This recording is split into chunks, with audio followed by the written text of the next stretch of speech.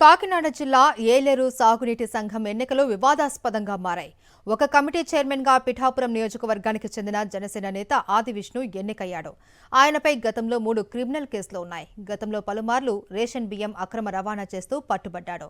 అయినప్పటికీ ఏలేరు సాగునీటి సంఘం చైర్మన్గా ఆది విష్ణును నియమించేందుకు అధికారులు రంగం సిద్ధం చేశారు.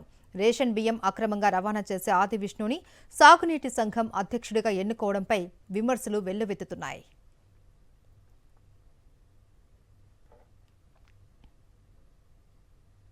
కాకినాడ జిల్లా ఏలేరు సాగునీటి సంఘం ఎన్నికలు వివాదాస్పదంగా మారాయి. ఒక కమిటీ చైర్మన్గా పిఠాపురం నియోజకవర్గానికి చెందిన జనసేన నేత ఆది విష్ణు ఎన్నికయ్యాడు. ఆయనపై గతంలో 3 క్రిమినల్ కేసులు ఉన్నాయి. గతంలో పలుమార్లు రేషన్ బియ్యం అక్రమ రవాణా చేస్తూ పట్టుబడ్డాడు.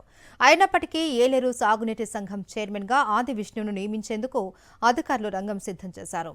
రేషన్ బియ్యం అక్రమంగా రవాణా చేసే ఆది విష్ణుని సాగునీటి సంఘం అధ్యక్షుడిగా ఎన్నుకోవడంపై విమర్శలు వెల్లువెత్తుతున్నాయి.